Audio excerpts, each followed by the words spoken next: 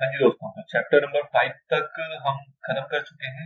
अगर हम chapter wise बात करें तो हम कह सकते हैं कि 50% हमारा कोर्स का कंटेंट जो है वो खत्म हो चुका है। बट अगर मैं मार्क्स वाइज बात करूं तो जितना हमने अब तक पढ़ा है वो अराउंड 35 से 40% का एरिया है इन टर्म्स ऑफ मार्क्स। ठीक है, जो रिमेनिंग 60% का पोर्शन है अप्रोक्सीमेटली वो आपका 6 से लेके 10 चैप्टर तक ही आता है, क्योंकि ये कंटेंट वाइज ज्यादा इंपॉर्टेंट है, exam point wise marks wise ज्यादा इंपॉर्टेंट है। और कंपैरेटिवली कंटेंट जो कह सकते हैं वो इक्वली है, जो हमने आधा सेगमेंट खत्म किया और आधा सेगमेंट खत्म करना हमारा रहता है। नाउ आज बात करेंगे चैप्टर नंबर 6 की, जो कि है रजिस्ट्रेशन ऑफ चार्जेस के ऊपर। कुछ कह सकता हूँ मैं 6 से 7 पार्ट्स के अंदर ये चैप्टर हमारा पूरा पूरा खत्म हो जाएगा। अगर आप कंपाइलेशन देख रहे हैं तो कोई इशू ही नहीं है, वो तो आप देख सकते हो कंपाइल्ड होगा। कह सकता हूँ 1.5 घंटा मैक्सिमम, सवा घंटा से 1.5 घंटा तक में पूरा पूरा कंटेंट आपका रैप हो जाना चाहिए to be on safer side. चलिए अब बात करते हैं इसके अंदर। सबसे पहले रजिस्ट्रेशन ऑफ चार्ज में, तो आज जो इस वीडियो में देखेंगे वो ये देखेंगे कि क्या है हमारा चार्जेस, मतलब क्या मतलब होता है चार्जेस का, कितने टाइप्स के हमारे चार्जेस होते हैं, और फिर थोड़ा सा ओवरव्यू लेंगे कि कौन कौन से सेक्शन इसके अंदर है जो कि हमने इसमें पढ़ने हैं। कुछ एक आधा सेक्शन ऐसे हैं जो रेलेवेंट नहीं है, तो बताऊं आपको तो इसके अंदर 11 सेक्शन है कवर होते हैं जो हमारे 77 से लेके 87 तक, जिसमें से दो सेक्शन ऐसे हैं जो कि हमारे मॉड्यूल में कवर नहीं है, क्योंकि उसमें कुछ जान भी नहीं है, वो अपने आप में नाम की बात खत्म हो जाती है, ऐसा कुछ उसका कंटेंट बचता नहीं है। रिमेनिंग 9 सेक्शंस है वो हमें डीपली इसके अंदर पढ़ने हैं, और बेस्ड अपॉन हमें उसके ऊपर एमसीक्यूज एंड केस स्टडी वगैरह सॉल्व करने होंगे। चलिए इस वीडियो को शुरू करते हैं। सबसे पहला इसके अंदर जो बात आएगी, ये ओवरव्यू है, इसकी जरूरत नहीं है, मैं जो यहाँ पे दिया हुआ है इसकी ज्यादा आवश्यकता नहीं है। जो सबसे पहले इसका इंट्रोडक्शन के अंदर कंटेंट आता है वो यही कि भैया पहले आपके समझ में आ जाना चाहिए कि चार्ज क्या होता है। तो चार्ज को डिफाइन किया गया है सेक्शन 2 सबसेक्शन 16 के अंदर। चार्ज को डिफाइन किया गया, मतलब डेफिनेशनल एक तरीके से कंटेंट है हमारा कि चार्ज होता क्या है। और फिर एक इंपॉर्टेंट टर्म आएगा कि टाइप्स ऑफ चार्जेस कैसे कैसे होते हैं, कितने टाइप के चार्ज होते हैं। अपने आप में इंपॉर्टेंट क्वेश्चन है एक लौता ये कि चार्ज क्या होता है और चार्ज के कितने टाइप्स होते हैं, ये कंप्लीट करके एक अपने आप में एक सवाल बनता है। तो इसको सबसे पहले समझना है। तो आप देखो डायग्राम में बड़े अच्छी तरीके से बताया गया है, कुछ नहीं है, इसी को बस पार्ट में लिख दिया गया है, 4 पार्ट के अंदर जोड़ दो तो डेफिनेशन बन जाएगी। तो व्हाट इज चार्ज? तो चार्ज का बेसिकली मतलब होता है कोई भी इंटरेस्ट या लीन क्रिएटेड ऑन प्रॉपर्टी या फिर एसेट्स किसकी, ऑफ अ कंपनी और एनी ऑफ इट्स अंडरटेकिंग और बोथ एज सिक्योरिटी। और इसके अंदर इंक्लूड करते हैं हम किसको, मॉर्गेज को भी। अब मोटा मोटा आप इसको जरा समझो बेसिकली मतलब क्या है चार्ज का। तो हिंदी शब्द में अगर आपको बताऊं तो आपने सुना हुआ है गिरवी रखना, आपने देखा हुआ है कि मॉर्गेज रख देना, गिरवी रख देना, ये जनरल हम अपने अकाउंट्स के अंदर सुनते आते हैं इस टर्म को। तो गिरवी रखने का बेसिकली मतलब क्या है कि मुझे पैसा चाहिए। सपोज करो मैं बैंक का एग्जांपल लेता हूँ कि एक कंपनी है, उसको बैंक से पैसा चाहिए। बैंक कहता है कि भैया हम तुम्हें पैसा दे तो देंगे, लेकिन हमारी क्या सिक्योरिटी होगी, सिक्योरिटी बताओ क्या है। तो हम उसे सिक्योरिटी देते हैं कि भैया ये रही सिक्योरिटी। अब वो सिक्योरिटी में कुछ भी हो सकता है, हम अपने बिल्डिंग के पेपर दे सकते हैं, अपनी गाड़ी दे सकते हैं, अपनी कोई और प्रॉपर्टी दे रखे हैं, अपना किसी अंडरटेकिंग का कोई पार्ट हो सकता है, हमारी कंपनी या उसकी अंडरटेकिंग का कोई पार्ट हो सकता है, या दोनों हो सकता है। मतलब कि कंपनी का कोई अंडरटेकिंग का पार्ट हो, कोई हमारी बिल्डिंग हो, कोई हमारा लैंड हो, एनीथिंग, कुछ भी जो हमने जिसके ऊपर उसका इंटरेस्ट शो कर दिया। चार्ज क्रिएट करने का मतलब क्या है कि अगर कल को रीपेमेंट नहीं हो पाई उस बैंक के लोन की, तो उस प्रॉपर्टी के ऊपर, उस एसेट के ऊपर उस बैंक का क्या हो जाएगा, इंटरेस्ट है। इंटरेस्ट मतलब उसका हक है इन केस अगर रीपेमेंट नहीं हो पाई तो उस तरीके की चीज को हम कहते हैं चार्ज क्रिएट करना। अब ये चार्ज क्रिएट को और जरा अच्छे समझो। इसके अंदर इंक्लूड आई मॉर्गेज वर्ड। तो मॉर्गेज भी एक वर्ड है, आगे चल के आपको समझ में आएगा कि मॉर्गेज एक वर्ड है, एक वर्ड आता है आपका प्लेज, एक वर्ड होता है आपका हाइपोथेटिकेशन। तो इनमें क्या मतलब सिमिलैरिटी है और क्या इसके अंदर डिफरेंसेस हैं। और बेसिकली ये सारा कुछ जो है, अगर मैं कंपनी लॉ की टर्म में बात करूं तो सब कुछ एक ही के अंदर कवर हो जाता है, जिसे हम कहते हैं चार्ज। ठीक है, अब चार्ज के अंदर देखो दो टर्मिनोलॉजी को समझना बहुत जरूरी है। Number 1 is charge creation and number 2 is charge registration.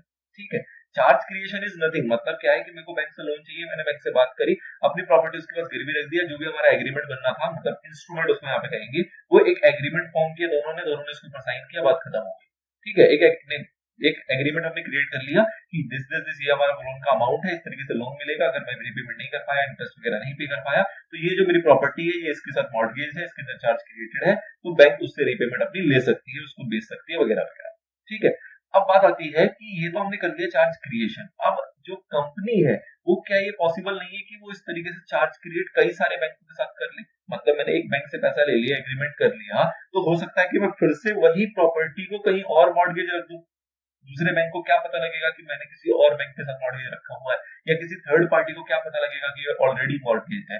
तो इसलिए कंपनी लॉ में एक कॉन्सेप्ट आया क्या कि आप जब कोई भी चार्ज क्रिएट करोगे तो उसको रजिस्टर करोगे कहाँ पे, एनसीए के पास। रजिस्टर का मतलब क्या हुआ कि आप रजिस्ट्रार को उसकी इंफॉर्मेशन दोगे कि ये जो प्रॉपर्टी है ये मेरे इस लोन के अगेंस्ट चार्ज इसका क्रिएटेड है, तभी वो सिक्योर्ड और क्रिएटेड माना जाएगा। अदरवाइज अगर चार्ज सपोज आपने क्रिएट ही नहीं क्रिएट कर लिया, अगर रजिस्टर ही नहीं किया, तो वो क्रिएशन की वैलिडिटी नहीं रह जाती। वैलिडिटी नहीं रह जाने का मतलब कि जो मेरा वो सिक्योर्ड लोन था, वो सिक्योर्ड लोन तभी माना जाएगा जब उसका रजिस्ट्रेशन कंप्लीट हो जाएगा, रजिस्ट्रार के रजिस्टर में उसकी एंट्री हो जाएगी। इनकेस अगर वो नहीं हो पाई तो ये मेरा डेट तो है, लोन तो है, लेकिन ये सिक्योर्ड नहीं है, सिर्फ आपके इंस्ट्रूमेंट से सिक्योर्ड नहीं हो जाता। In case of company you have to register the same, then only it will be called as secured loan, ठीक है, अदरवाइज ये सिक्योर्ड नहीं कहलाएगा। तो इसलिए कंप्लीट प्रोसेस कब माना जाएगा, number 1 is creation of charge and number 2 is registration of charge. तो उसकी रिस्पॉन्सिबिलिटी किसकी किसकी है, कौन सा रजिस्ट्रेशन करा सकता है, क्या टाइम फ्रेम वगैरह है, वो सारा कुछ इसके अंदर हम पढ़ने वाले हैं।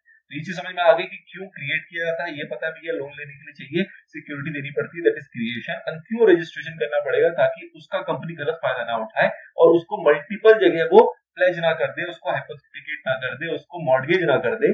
तो इसको अवॉइड करने के लिए, उन लोगों का जो इंटरेस्ट है वो बनाए रखने के लिए, किसी भी तरीके का फ्रॉड ना हो, उसको अवॉइड करने के लिए ये कॉन्सेप्ट हमारे पास आता है, ठीक है।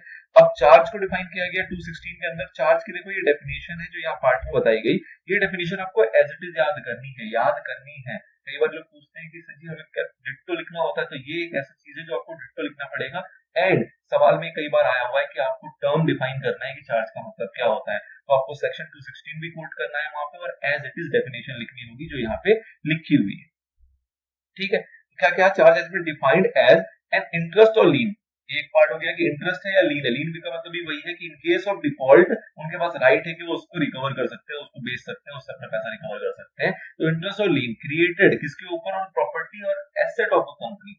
प्रॉपर्टी के ऊपर हो सकता है, एसेट हो सकता है, और एनी ऑफ इट्स अंडरटेकिंग और बोथ, कोई और उसके अंडरटेकिंग की प्रॉपर्टी हो, कंपनी की हो या उसकी किसी एसोसिएट की, उसकी किसी सब्सिडरी की है, तो उसको भी वो यहाँ पे मॉर्गेज कर सकते हैं एज सिक्योरिटी। क्यों इसको रखा गया, क्यों चार्ज क्रिएट किया गया, for the purpose of security. Security किस बात का, कि इंटरेस्ट और प्रिंसिपल की रिपेमेंट नहीं हो पाई तो वहां से रिकवर कर लिया जाएगा। एंड इसके अंदर इंक्लूड होता है हमारा मॉर्गेज भी। मॉर्गेज बेसिकली क्या होता है, किसी भी इमूवेबल प्रॉपर्टी के अगर हम उसको प्लेज करते हैं तो वो हमारा मॉर्गेज कहलाता है। मतलब इमूवेबल है और पोजीशन उसका मेरे पास ही है, मतलब कंपनी के पास ही पोजीशन है, और वो जो प्रॉपर्टी जो हमने मॉर्गेज की है दैट इज नॉट मूवेबल, वो इमूवेबल नेचर का है, तो वो मॉर्गेज कहलाता है, ठीक है।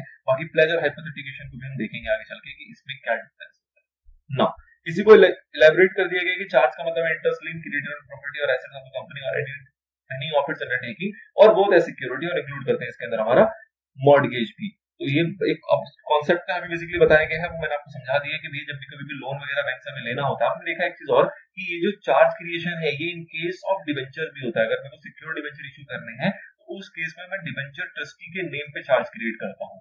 ये भी कॉन्सेप्ट देखा हुआ है आपने। इसके जस्ट पिछला चैप्टर देखा कि एक्सेप्टेंस और डिपॉजिट में भी अगर कंपनी चाहे तो उसको सिक्योर्ड फॉर्म में कर सकती है, और उस केस में एक्सेप्टेंस और डिपॉजिट के केस में डिपॉजिट ट्रस्टी जो होगा उसके फेवर में चार्ज क्रिएट किया जाएगा। तो चार्ज क्रिएशन वहां पे भी था, लेकिन आप ध्यान दें कि वहां पे जो आपने चार्ज क्रिएशन देखा था तो उसमें क्या देखा था कि that will only be created on tangible assets। सिर्फ tangible assets पे होता है, intangible assets पे नहीं होता। बट इन जनरल अगर मैं बात करूं तो वो tangible पे भी हो सकता है, intangible पे भी हो सकता है, ठीक है। तो चार्ज क्रिएट किया जाता है basically in favour of lender. जो भी लेंडर है उसके फेवर में चार्ज क्रिएट किया जाएगा। जब भी हमें सिक्योर डिबेंचर इशू करना होता है तो उस केस में भी करने की आवश्यकता पड़ती है। एक बार चार्ज अगर रजिस्टर हो गया, अच्छा एक चीज और बहुत इंपॉर्टेंट कंसेप्ट है कि जब मैंने रजिस्टर कर दिया, रजिस्टर करने का मतलब क्या होता है कि ये इन्फॉर्मेशन मेरी एमसी के पास चलेगी, रजिस्ट्रार के पास चलेगी।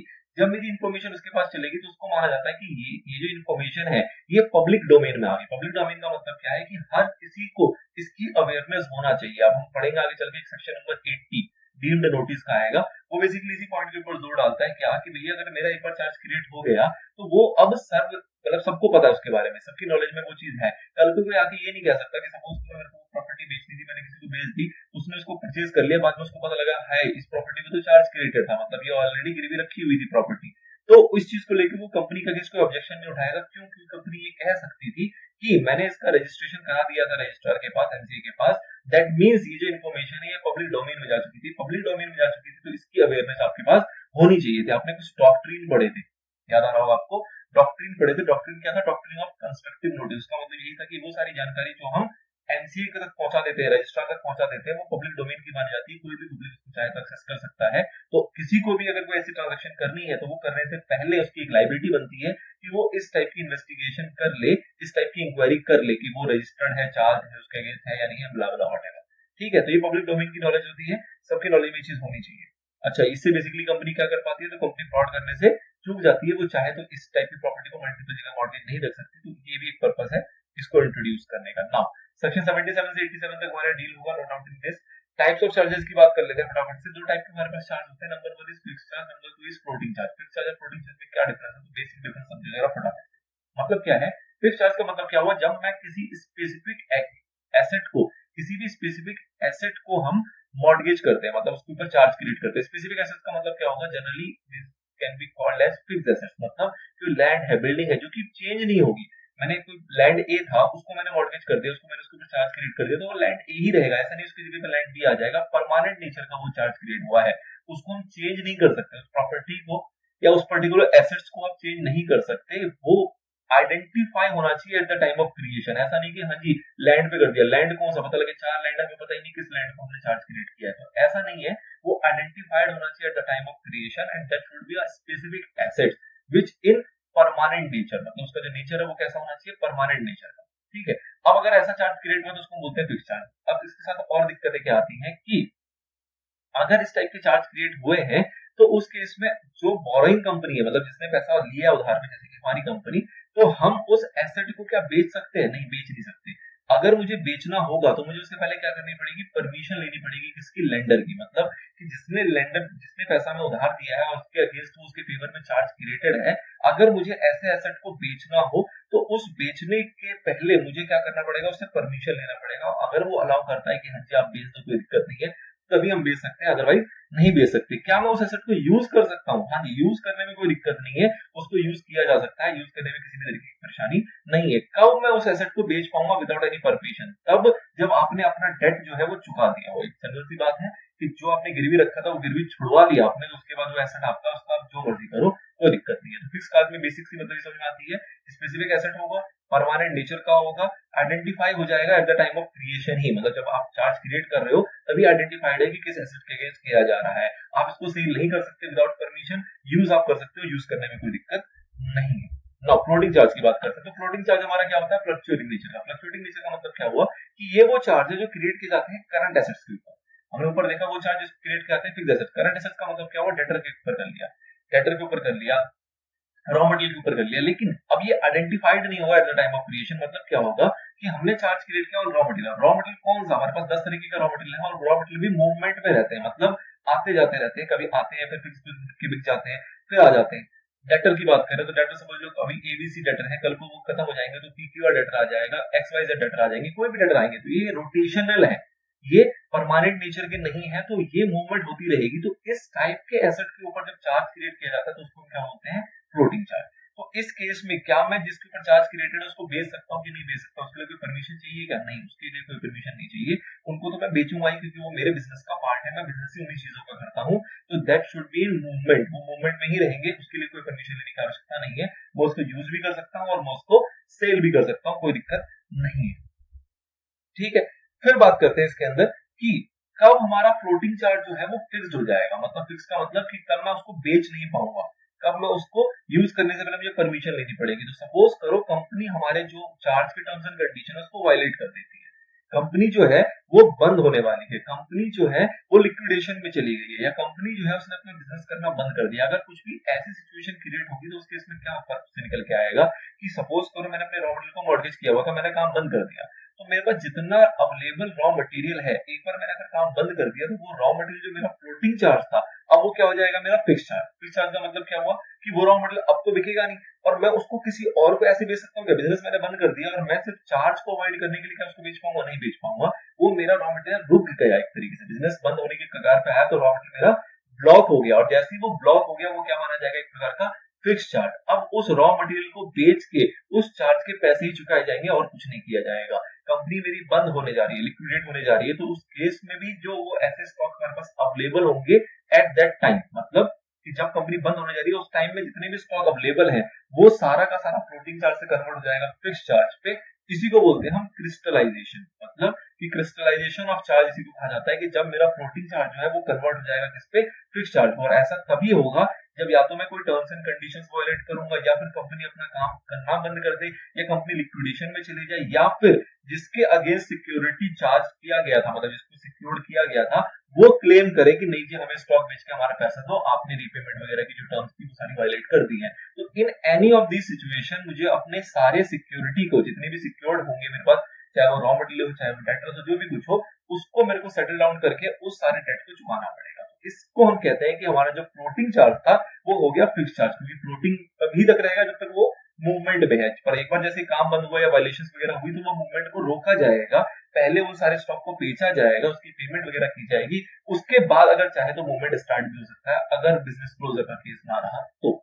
ठीक है, तो इस सिचुएशन में कहा जाता है कि इसको बोलते हैं क्रिस्टलाइजेशन ऑफ चार्ज, जब हमारा फ्लोटिंग चार्ज जो है वो कन्वर्ट हो जाता है किसमें, फिक्स चार्ज में, क्रिस्टलाइज हो जाता है। ठीक है, तो these are the types of charges. आपको चार्ज समझ में आ गया, टाइप्स ऑफ चार्ज समझ में आ गया। आप नेक्स्ट पार्ट से शुरू करेंगे अपना सेक्शनल कंटेंट, जिसके अंदर सबसे पहला सेक्शन आएगा हमारा सेक्शन नंबर 77। चलिए, तो this is all in this lecture.